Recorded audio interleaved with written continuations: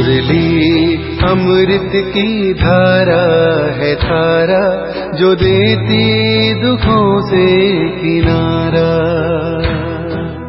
मुरली अमृत की धारा है धारा, जो देती दुखों से किनारा।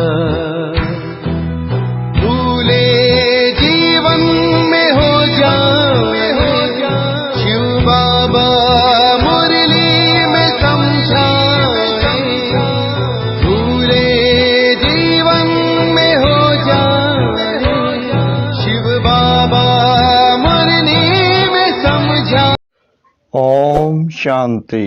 आज की तारीख है 27 मार्च 2022 की अव्यक्त मुरली। रिवाइज डेट 7 मार्च 1990। मधुबन।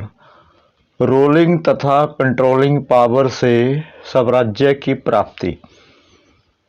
आज बच्चों के स्नेही बाप दादा हर एक बच्चे को विशेष 2 बातों में चेक कर रहे थे। स्नेह का प्रत्यक्ष स्वरूप बच्चों को संपन्न और संपूर्ण बनाना है। हर एक में रूलिंग पावर और कंट्रोलिंग पावर कहाँ तक आई है, आज यह देख रहे थे। जैसे शरीर की स्थूल कर्मेंद्रियां आत्मा के कंट्रोल से चलती हैं, जब चाहे, जैसे चाहे और जहाँ चाहे वैसे चला सकते हैं और चलाते रहते हैं। कंट्रोलिंग पावर भी है। जैसे हाथ पांव स्थूल शक्तियां हैं, ऐसे मन बुद्धि संस्कार आत्मा की सूक्ष्म शक्तियां हैं। सूक्ष्म शक्तियों के ऊपर कंट्रोल करने की पावर अर्थात मन बुद्धि को संस्कारों को जब चाहे जहाँ चाहे जैसे चाहे जितना समय चाहे ऐसे कंट्रोलिंग पावर रूलिंग पावर आई है। क्योंकि इस ब्राह्मण जीवन में मास्टर ऑलमाइटी अथॉरिटी बनते हो। इस समय की प्राप्ति सारा कल्प राज्य रूप और पुजारी के रूप में चलती रहती है। जितना ही आधा कल्प विश्व की राज्य सत्ता प्राप्त करते हो, उस अनुसार ही जितना शक्तिशाली राज्य पद व पूज्य पद मिलता है, उतना ही भक्ति मार्ग में भी श्रेष्ठ पुजारी बनते हो। भक्ति में भी श्रेष्ठ आत्मा की मन बुद्धि संस्कारों के ऊपर कंट्रोलिंग पावर रहती है।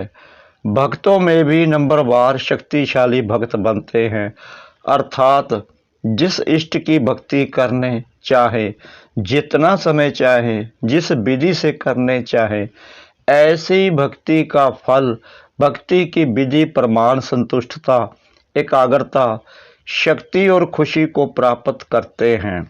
लेकिन राज्य पद और भक्ति के शक्ति की प्राप्ति का आधार यह ब्राह्मण जन्म है। तो इस संगम युग का छोटा सा एक जन्म सारे कल्प के सर्व जन्मों का आधार है। जैसे राज्य करने में विशेष बनते हो, वैसे ही भगत भी विशेष बनते हो, साधारण नहीं। भगत माला वाले भगत अलग हैं, लेकिन आप आपे ही पूज्य, आपे ही पुजारी आत्माओं की भक्ति भी विशेष है। तो अब बाप दादा बच्चों के इस मूल आधार जन्म को देख रहे थे। आदि से अब तक ब्राह्मण जीवन में रूलिंग पावर कंट्रोलिंग पावर सदा और कितनी परसेंटेज में रही है। इसमें भी पहले अपने ही सूक्ष्म शक्तियों के रिजल्ट को चेक करो। रिजल्ट में क्या दिखाई देता है? इन विशेष 3 शक्तियों मन बुद्धि संस्कार पर कंट्रोल हो तो इसको ही स्वराज्य अधिकारी कहा जाता है। तो यह सूक्ष्म शक्तियां ही स्थूल कर्मेंद्रियों को संयम और नियम में चला सकती हैं। रिजल्ट क्या देखी? जब जहां और जैसे इन तीनों बातों में अभी यथाशक्ति है, सर्वशक्ति नहीं है, लेकिन यथाशक्ति जिसको डबल विदेशी अपनी भाषा में समथिंग अक्षर यूज करते हैं, तो इसको अलमाइटी अथॉरिटी कहेंगे।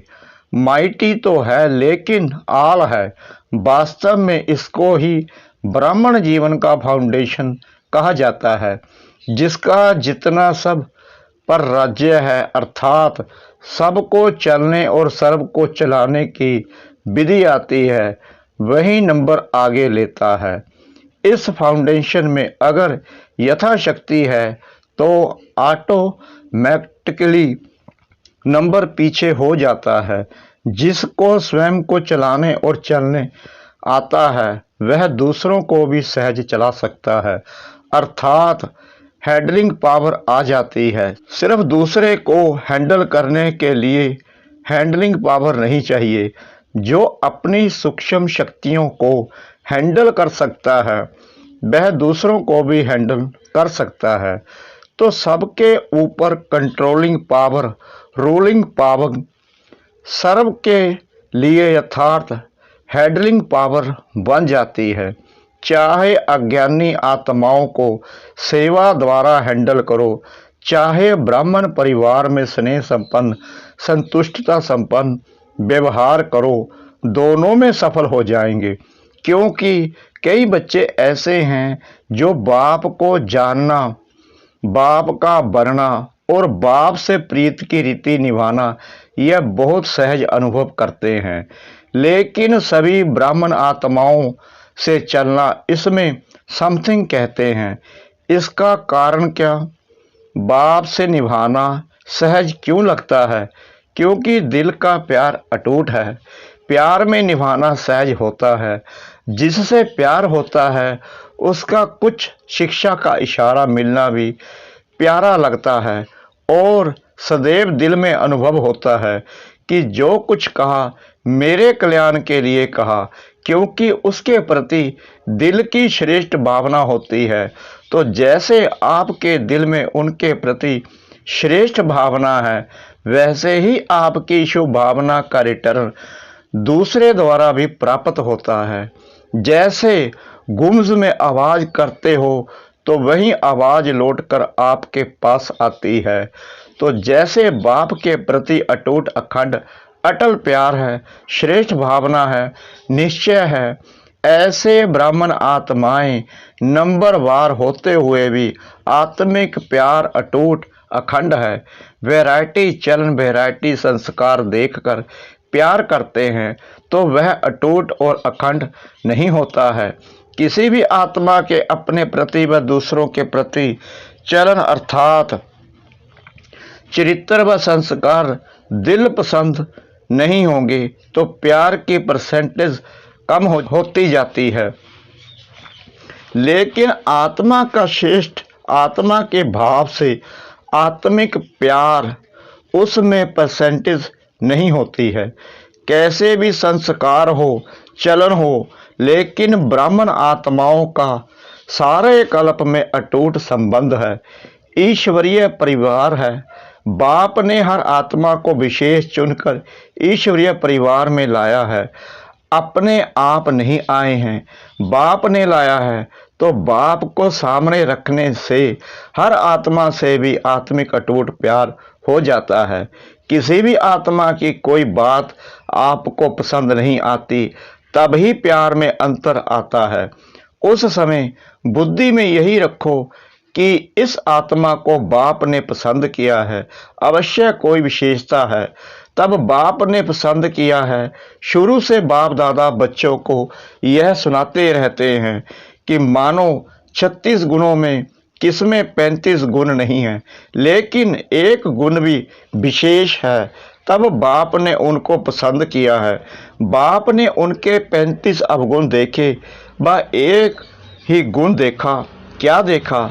सबसे बड़े ते बड़ा गुण व विशेषता बाप को पहचानने की बुद्धि, बाप के बनने की हिम्मत, बाप से प्यार करने की विधि है, जो सारे कल्प में धर्म पिताओं में भी नहीं थी, राज्य नेताओं में भी नहीं, धनवानों में भी नहीं, लेकिन उस आत्मा में है। बाप आप सबसे पूछते हैं कि आप जब बाप के पास आए तो क्या गुण संपन्न होके आए थे? बाप ने आपकी कमजोरियों को देखा क्या? हिम्मत बढ़ाई है ना? कि आप ही मेरे थे, हैं और सदा बनेंगे, तो फॉलो फादर करो ना। जब विशेष आत्मा समझ किसको भी देखेंगे, संबंध संपर्क में आएंगे, तो बाप को सामने रखने से आत्मा में सत्य ही आत्मिक प्यार इमर्ज हो जाता है। आपके स्नेह से सर्व के स्नेही बन जाएंगे और आत्मिक स्नेह से सदा सभी द्वारा सद्भावना सहयोग की भावना सत्य ही आपके प्रति दुआओं के रूप में प्राप्त होगी। इसको कहते हैं रूहानी यथार्थ श्रेष्ठ हैंडलिंग। बाप दादा आज मुस्कुरा रहे थे। बच्चों में 3 शब्दों के कारण कंट्रोलिंग पावर, रूलिंग पावर कम हो जाती है। वह 3 शब्द हैं, क्यों, क्या, चाहिए। यह 3 शब्द खत्म कर एक शब्द बोलो। भाई आए तो भी एक शब्द बोलो। वाह, वट शब्द आए तो मैं भी बोलो वाह वाह। शब्द तो बोलना आता है ना, वाह बाबा, वाह मैं और वाह ड्रामा। सिर्फ वाह बोलो तो यह 3 शब्द खत्म हो जाएंगे। उस दिन भी सुनाया ना कि बाप दादा ने कौन सा खेल देखा। आप लोगों का एक चित्र पहले का बनाया हुआ है, जिसमें दिखाया है योगी योग लगा रहा है, बुद्धि को एकाग्रचित कर रहा है, बैलेंस रख रहा है। बैलेंस की तराजू दिखाई है। जितना बुद्धि का बैलेंस करता उतना कोई बंदर आकर बैठ जाता। इन तीनों बातों के बंदर आ जाते हैं तो बैलेंस क्या होगा, हलचल हो जाएगी, बैलेंस नहीं रहेगा। तो यह 3 शब्द बैलेंस को समाप्त कर देते हैं, बुद्धि को नचाने लगते हैं। बंदर आराम से बैठ सकता है क्या? और कुछ नहीं हो तो पूंछ को ही हिलाता रहेगा। तो इसमें भी बैलेंस ना होने के कारण बाप द्वारा हर कदम में जो दुआएं मिलती हैं, वह आत्मिक स्नेह कारण परिवार द्वारा जो दुआएं मिलती हैं उससे वंचित हो जाते हैं। जैसे बाप से संबंध रखना आवश्यक है, ऐसे ईश्वरीय परिवार से संबंध रखना भी अति आवश्यक है। सारे कल्प में नंबर 1 आत्मा ब्रह्मा बाप और ईश्वरीय परिवार के संबंध संपर्क में आना है। ऐसे नहीं समझना अच्छा बाप तो हमारा है, हम बाप के हैं।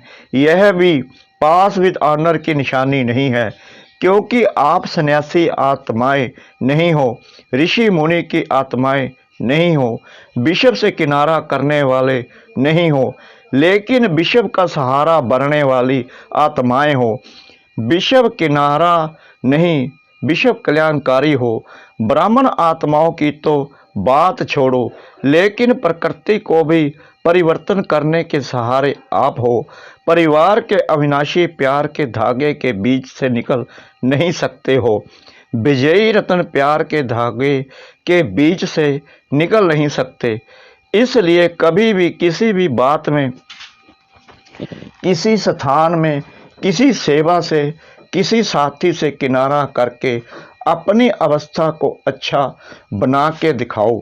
यह संकल्प नहीं करना, कहते हैं ना हम इसके साथ नहीं चल सकते, उसके साथ चलेंगे। इस स्थान पर उन्नति नहीं होगी, दूसरे स्थान पर होगी। इस सेवा में विघ्न है, दूसरी सेवा में अच्छा होगा। यह सब किनारा करने की बातें हैं। अगर एक बार यह आदत अपने में डाली तो यह आदत आपको कहाँ भी टिकने नहीं देगी, बुद्धि को एकाग्र रहने नहीं देगी। क्योंकि बुद्धि को बदलने की आदत पड़ गई, यह भी कमजोरी गिनी जाएगी, उन्नति नहीं गिनी जाएगी। सदैव अपने में शुभ उम्मीदें रखो, ना उम्मीद नहीं बनो। जैसे बाप ने हर बच्चे में शुभ उम्मीदें रखी, कैसे भी है, बाप लास्ट नंबर से भी कभी दृष्टिग्रस्त नहीं बने। सदा ही उम्मीद रखी तो आप भी ना अपने से, ना दूसरे से, ना सेवा में, ना उम्मीद दृष्टिग्रस्त नहीं बनो, दिलशाह बनो। शाह माना फराक दिल, सदा बड़ी दिल, कोई भी कमजोर संस्कार नहीं धारण कर लो। माया भिन्न भिन्न रूप से कमजोर बनाने का प्रयास करती है, लेकिन आप माया के भी नॉलेजफुल होना कि अधूरी नॉलेज है। यह भी याद रखो कि माया नए नए रूप में आती है, पुराने रूप में नहीं, क्योंकि वह भी जानती है कि यह पहचान लेंगे। बात वही होती है, लेकिन रूप नया धारण कर लेती है। समझा? अच्छा, टीचर्स माया के नॉलेजफुल हो, सिर्फ नॉलेज नहीं लेकिन नॉलेजफुल हो। बाप को पहचान लिया, सिर्फ यह नहीं सोचो माया को भी पहचानना है।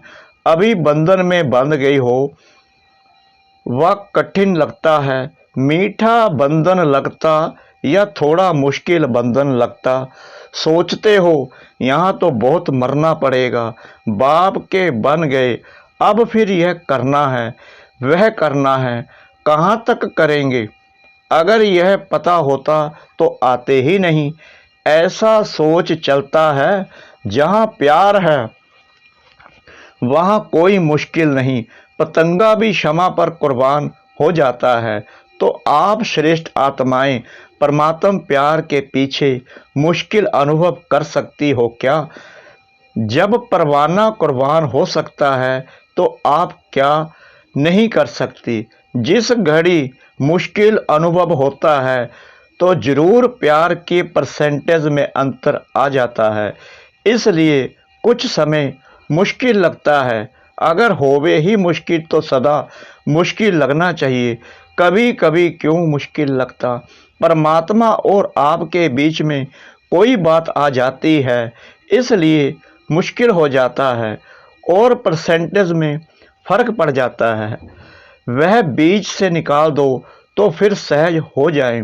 बाप दादा सदा कहते हैं, टीचर्स अर्थात सदा स्वयं हिम्मत में रहने वाली और दूसरों को हिम्मत देने के निमित्त बनने वाली, नहीं तो टीचर बनी क्यों?